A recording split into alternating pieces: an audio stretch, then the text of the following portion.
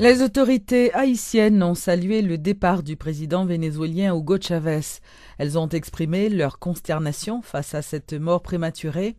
3 jours de deuil national ont été décrétés sur tout le territoire par le président Martelly.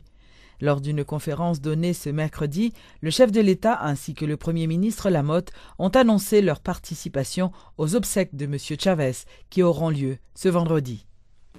Jeudi à son jour triste pour Haïti.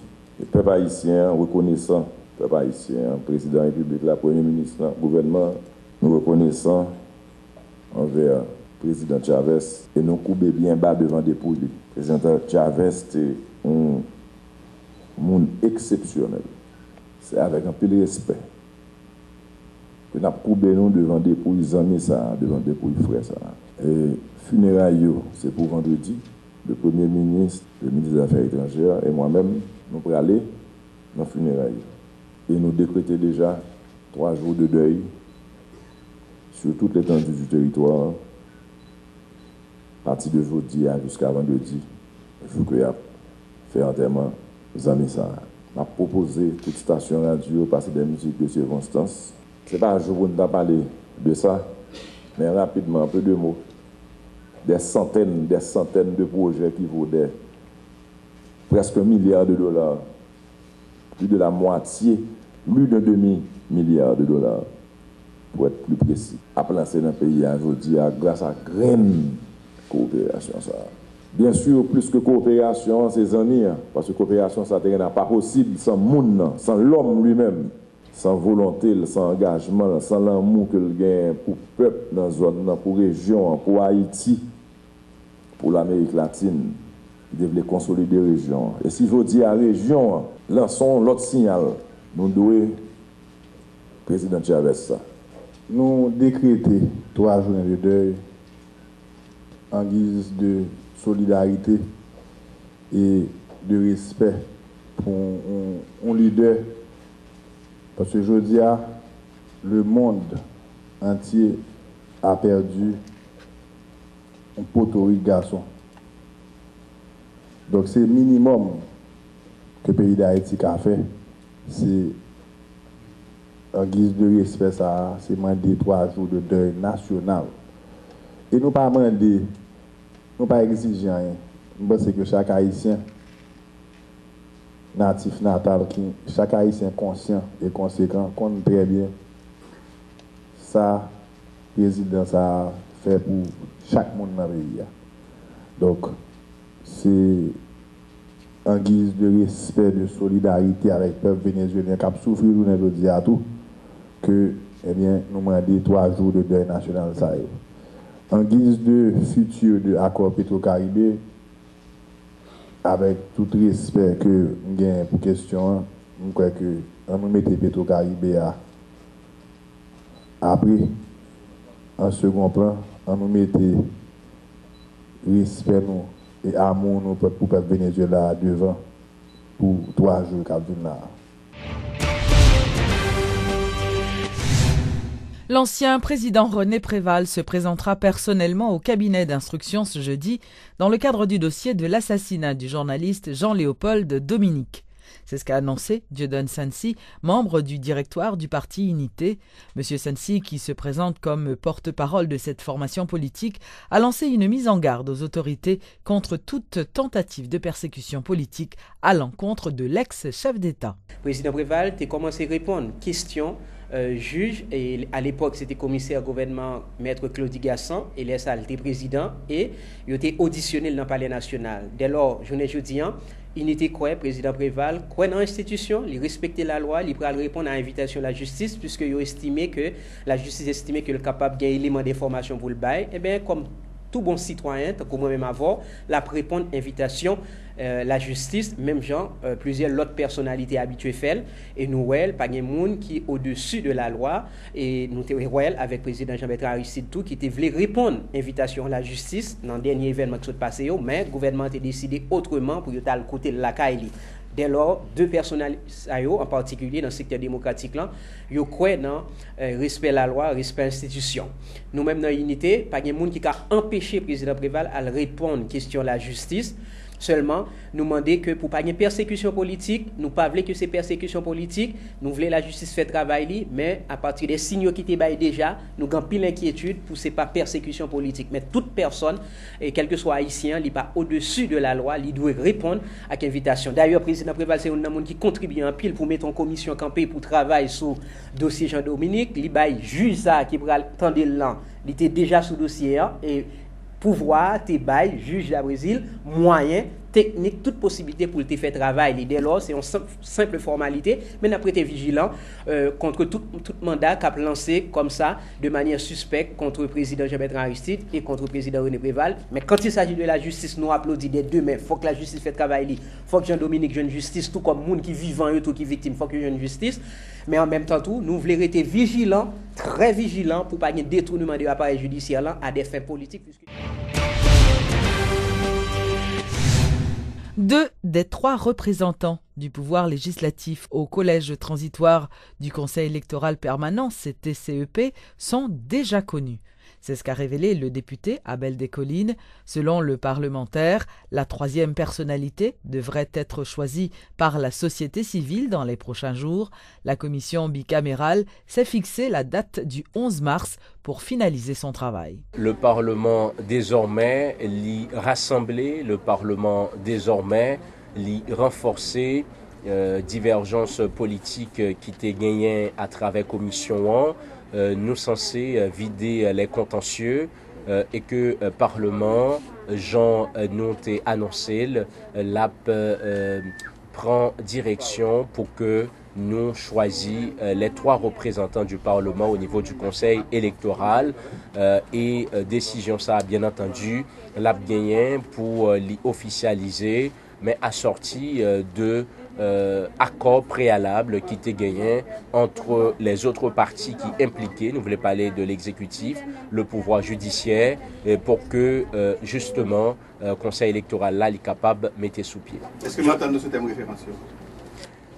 Thème de référentiaux, yo vini en bagaille qui secondaire dans la mesure où nous autres au niveau du Parlement, sénateurs et députés, nous voulons Parlement les soutiens renforcés et que la décision qui vaille, c'est le choix du Parlement pour le Conseil électoral. Alors le thème de référentiaux, député Descollines passe après le 11, population n'a pas besoin de retourner, il y a qu'on choix Parlement pour CTCEP. C'est décidé, Parlement décidé pour que dans un temps record, à compter de journée mercredi, pour choix à l'IFET, il était tout simplement pour nous officialiser choix ça. Intégrer, influencer, informer sont les 3 I du ministère de la Communication. C'est ce qu'a fait savoir le titulaire de ce ministère, Régine Godefroy, qui entend jouer pleinement son rôle d'intermédiaire entre les médias et le gouvernement. Madame Godefroy, qui était invitée à la rubrique Le Point ce mercredi, a affirmé que son ministère sera un relais efficace des actions du gouvernement vers la population. Tout d'abord, il faut informer. Il faut informer la population, il faut informer les gens de tout ce qui se passe au niveau de l'action même gouvernementale. Parce que beaucoup de ministères, beaucoup d'organismes déconcentrés font énormément de travail pour concrétiser le plan, les 5 E du président Martelly, par exemple. Et ceci, vraiment, à une grande échelle, nous avons activé, nous avons dynamisé tous les secteurs et nous travaillons sérieusement pour rendre concret, vraiment, toutes les promesses du président Martelly. Et donc, c'est notre façon, le ministère est là pour informer. Maintenant, informer pourquoi?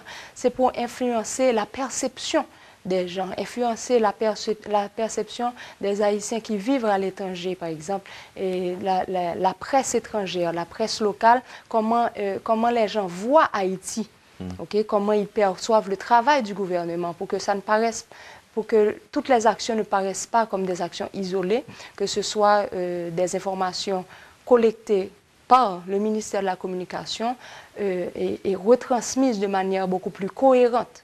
pour que le travail paraisse beaucoup plus cohérent.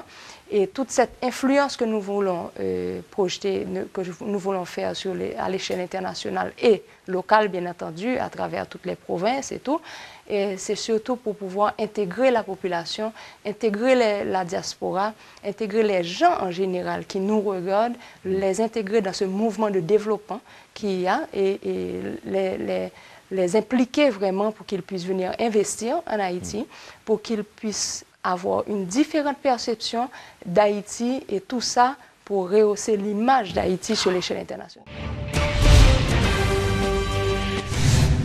Le bureau Caraïbes de l'Agence universitaire de la francophonie, AUF, a lancé officiellement les activités devant marquer la quinzaine de la francophonie 2013 qui se déroulera sous le thème « Le créole dans la francophonie » en partenariat avec le rectorat de l'Université d'État d'Haïti.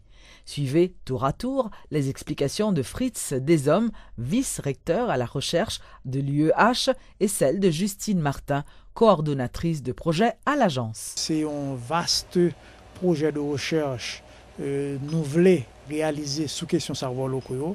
Et première phase là, c'est cette phase de conférence pour un petit peu décortiquer le concept là, ouais s'allier et susciter également non seulement intérêt, mais également attention publique, attention chercheurs sous vaste projet de recherche ça, sur les savoirs locaux haïtiens. Si nous prenons exemple médecine traditionnelle par exemple, nous toutes, nous, à un degré à un autre, nous utilisons médecine traditionnelle. Nous toutes, nous utilisons feuilles, les dogons, les nous malades. C'est premier ça nous fait, c'est peut-être pas le docteur, c'est garder et quitter d'accord des bails comme ça. Mais ça, il exprime un ensemble de conférences, un ensemble de cap, un ensemble de compétences, un ensemble de capacités, de connaissances que nous utilisons, mais nous pas systématiser, nous pas contre qui côté le camène nous. Et dans le même temps, nous avons plusieurs exemples de chercheurs étrangers, de centres de recherche étrangers, de universités étrangères qui viennent dans le pays, qui font des découvertes, qui ont utilisé, qui ont exploité, mais qui sortent dans le fin fond pays d'Haïti, dans le fin fond connaissance, dans le fin fond savoir et communauté pays d'Haïti, mais il y a le fait en pile comme avec eux et nous-mêmes nous n'avons aucune capacité pour nous bénéficier ni de royalties, ni de prestige que de telles découvertes scientifiques capables de générer. Donc, c'est une raison qui fait que question savoir locaux, c'est des questions fondamentales pour nous. Et c'est pour ça que nous sommes bien contents que, à l'occasion de quinzaine francophonie, nous avons l'occasion de parler de ça, nous faire bruit sur ça, sensibiliser les gens sur ça et l'ouvrir projet de recherche dans l'Université de l'État. Alors ce thème nous a paru particulièrement intéressant parce qu'il était novateur. L'année dernière, nous avions projeté un film à la faculté d'ethnologie de l'UEH autour précisément des savoirs locaux. C'est une thématique de recherche qui est aujourd'hui émergente dans le monde scientifique, mais c'est une thématique de recherche aussi qui est très motivante parce qu'elle fait appel à des savoirs qui jusqu'à présent étaient connus des populations locales, mais pas suffisamment systématisés comme connaissance à proprement parler. Et donc, nous avons saisi l'opportunité de travailler avec le rectorat sur cette thématique qui nous semble particulièrement intéressante. Comme l'année dernière, on organisera le jour de la Journée internationale de la francophonie, c'est-à-dire le 20 mars, une journée portes ouvertes, ici, au campus numérique francophone, avec un concert qui sera donné en début d'après-midi, en milieu d'après-midi, et dans la matinée, des conférences, toujours dans le cadre de cette quinzaine, de ce cycle, sur la musique traditionnelle haïtienne.